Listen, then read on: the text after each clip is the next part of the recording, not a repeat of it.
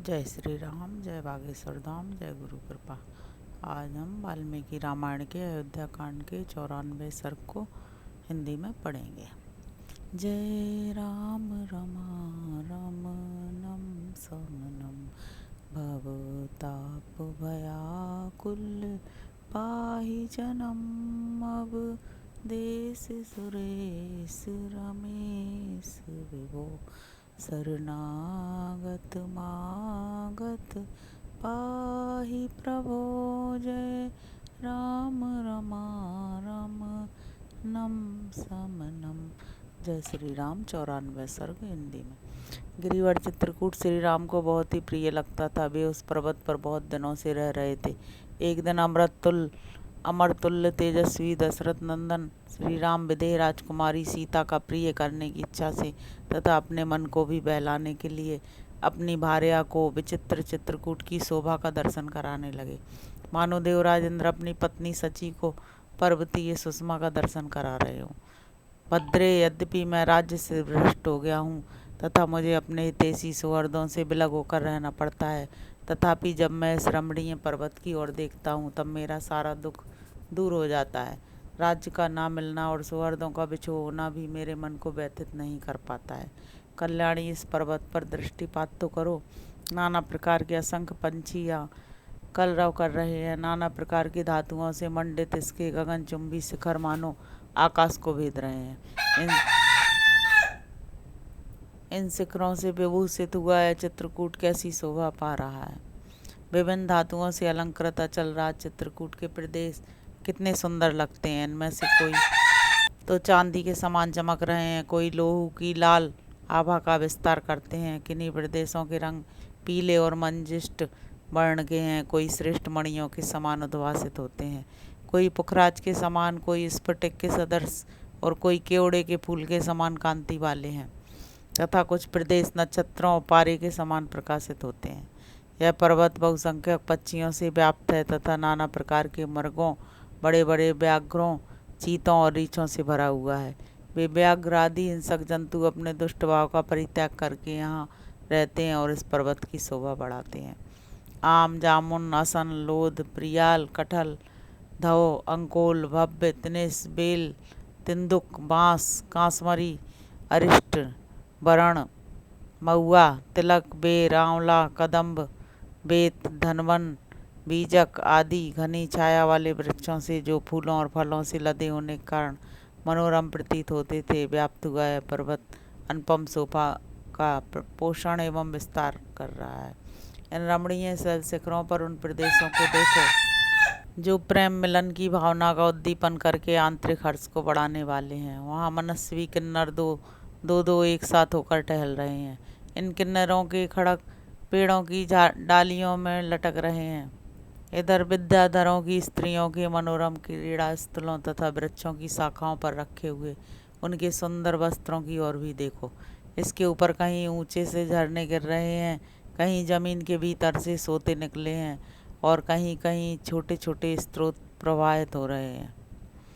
इन सब के द्वारा यह पर्वत मद की धारा बहाने वाले हाथी के समान शोभा पाता है।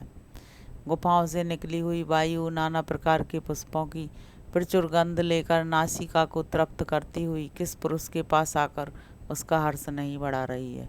सती साध्वी सीते, यदि तुम्हारे और लक्ष्मण के साथ मैं यहाँ अनेक वर्षों तक रहूँ तो भी नगर त्याग का शोक मुझे कदापि पीड़ित नहीं करेगा। भामिनी, बहुतेरे फूलों और फलों से युक्त तथा नाना प्रकार के पक्षियों से सेवित इस विचित्र शिखर वाले रमणीय पर्वत पर मेरा मन बहुत लगता है। प्रिय, इस वनवास से मुझे दो फल प्राप्त हुए हैं, दो लाभ हुए हैं।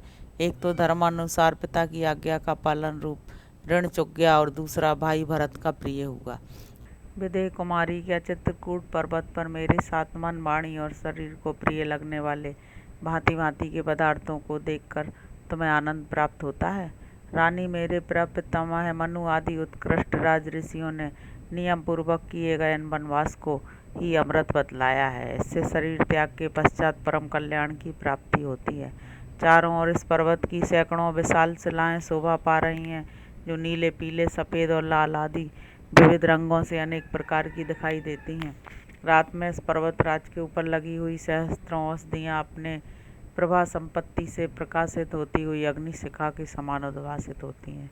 भामनी इस पर्वत के कई स्थान घर की भांति दिखाई देते हैं और कई स्थान चंपा, मालती आदि फूलों की अधिकता के कारण उद्यान के समान सुशोभित होते हैं, तथा कितने ही स्थान ऐसे हैं जहाँ बहुत दूर तक एक ही शिला फैली हुई है। इन सबकी बड़ी शोभा होती है। ऐसा जान पड़ता है कि यह चित्रकूट पर्वत पृथ्वी को फाड़कर ऊपर उठाया है। चित्रकूट का यह शिखर सब ओर से सुंदर दिखाई देता है। प्रिय देखो, ये विलासियों के बिस्तर हैं जिन पर उत्पल, पुत्र, जीवक, पुन्नाग और भोजपत्र इनके पत्ते ही चादर का काम देते हैं, तथा इनके ऊपर सब ओर से कमलों के पत्ते बिछे हुए हैं। प्रियतम, ये कमलों की मालाएं दिखाई देती हैं जो विलासियों द्वारा मसल कर फेंक दी गई हैं। उधर देखो, वृक्षों में नाना प्रकार के फल लगे हुए हैं। बहुत से फल मूल और जल से संपन्न यह चित्रकूट पर्वत कुबेर नगरी, बसबोक्सारा, इंद्रपुरी, नलनी तथा उत्तर कुरु को भी अपनी शोभा से तिरस्कृत करा रहा है। प्राण वल्लभ सीते अपने उत्तम नियमों का पालन करते हुए सन्मार्ग पर स्थित रहकर यदि तुम्हारे और लक्ष्मण के साथ यह 14 वर्षों का समय मैं सानंद व्यतीत कर लूँगा तो मुझे वह सुख प्राप्त होगा जो कुल धर्म को बढ़ाने वाला है। इस प्रकार श्री वाल्मीकि निर्मित आर्ष रामायण आदि काव्य के अयोध्या कांड में 94वां सर्ग पूरा हुआ। अब हम 95वां सर्ग पढ़ेंगे। तदंतर उस पर्वत से निकलकर कौशल नरेश श्री रामचंद्र जी ने मिथिलेश कुमारी सीता को पुण्य सलीला रमणीय मंदाकिनी नदी का दर्शन कराया। और उस समय कमल नयन श्री राम ने चंद्रमा के समान मनोहर मुख तथा सुंदर कटी प्रदेश वाली विदेहराज नंदिनी सीता से इस प्रकार कहा, प्रिय, अब मंदाकिनी नदी की शोभा को देखो। हंस और सारसों से सेवित होने के कारण यह कितनी सुंदर जान पड़ती है। इसका किनारा बड़ा ही विचित्र है। नाना प्रकार के पुष्प इसकी शोभा बढ़ा रहे हैं। फल और फूलों के भार से लदे हुए नाना प्रकार के तटवर्ती वृक्षों से घिरी हुई है मंदाकिनी कुबेर की सौगंधिक सरोवर की भांति सब ओर से सुशोभित हो रही है। हरिणों के झुंड पानी पीकर इस समय यद्यपि यहाँ के जल गंदला करके गए हैं, तथापि इसके रमणीय घाट मेरे मन को बड़ा आनंद दे रहे हैं। प्रिय, वह देखो, जटा, मरकचरम और बलकल का उत्तरीय धारण करने वाले महर्षि उपयुक्त समय में आकर इस मंदाकिनी नदी में स्नान कर रहे हैं। विशाल लोचने, ये दूसरे मुनि जो कठोर व्रत का पालन करने वाले हैं, नैतिक नियम के कारण दोनों भुजाएं ऊपर उठाकर सूर्यदेव का उपस्थान कर रहे हैं। हवा के झोंके से जिनकी शाखाएं झूम रही हैं, अतएव जो मंदाकिनी नदी के उभय तटों पर फूल और पत्ते बिखेर रहे हैं, उन वृक्षों से उपलक्षित हुआ है पर्वत मानो नृत्य सा करने लगा है। देखो, मंदाकिनी नदी की कैसी शोभा है। कहीं तो इसमें मोतियों के समान स्वच्छ जल बहता दिखाई देता है, कहीं यह ऊंचे कगारों से ही शोभा पाती है और कहीं सिद्धजन इसमें आवागमन कर रहे हैं तथा यह उनसे व्याप्त दिखाई देती है। सूक्ष्म कटि प्रदेश वाली सुंदरी, देखो, वायु के द्वारा उड़ाकर लाए हुए ढेर के ढेर फूल किस तरह मंदाकिनी के दोनों तटों पर फैले हुए हैं और वे दूसरे पुष्प समूह कैसे पानी पर तैर रहे हैं।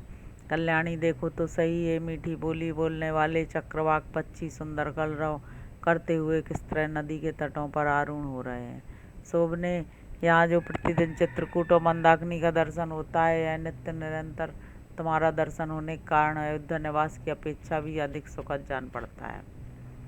इस नदी में प्रतिदिन तपस्या, इंद्रिय संयम और मनोनिग्रह से संपन्न निष्पाप सिद्ध महात्माओं के अवगाहन करने से इसका जल विक्षुब्ध होता रहता है। चलो, तुम भी मेरे साथ इसमें स्नान करो। भामनी सीते, एक सखी दूसरी सखी के साथ जैसे क्रीड़ा करती है, उसी प्रकार तुम मंदाकिनी नदी में उतरकर इसके लाल और श्वेत कमलों को जल में डुबोती हुई इसमें स्नान की क्रीड़ा करो। प्रिय, तुम इस वन के निवासियों को पूर्ववासी मनुष्यों के समान समझो, चित्रकूट पर्वत को अयोध्या के तुल्य मानो और इस मंदाकिनी नदी को सरयू के सदृश जानो। विदे नंदिनी, धर्मात्मा लक्ष्मण सदा मेरी आज्ञा के अधीन रहते हैं और तुम भी मेरे मन के अनुकूल ही चलती हो, इससे मुझे बड़ी प्रसन्नता होती है। प्रिय, तुम्हारे साथ तीनों काल स्नान करके मधुर फल मूल का आहार करता हुआ मैं ना तो अयोध्या जाने की इच्छा रखता हूँ और न राज्य पाने की ही। जिसे हाथियों के समूह मथे डालते हैं तथा सिंह और बानर जिसका जल पिया करते हैं, जिसके तट पर सुंदर पुष्पों से लदे वृक्ष शोभा पाते हैं तथा जो पुष्प समूहों से अलंकृत है, ऐसी इस रमणीय मंदाकिनी नदी में स्नान करके जो गिलानी रहत और सुखी ना हो जाए, ऐसा मनुष्य इस संसार में नहीं है। रघुवंश की वृद्धि करने वाले श्री रामचंद्र जी मंदाकिनी नदी के प्रति ऐसी अनेक प्रकार की सुसंगत बातें कहते हुए नीलकांति वाले रमणीय चित्रकूट पर्वत पर अपनी प्रिय पत्नी सीता के साथ विचरने लगे। इस प्रकार श्री वाल्मीकि निर्मित आर्ष रामायण आदि काव्य के अयोध्या कांड में 95वां सर्ग पूरा हुआ। जय श्री राम, जय बागेश्वर धाम, जय गुरु कृपा।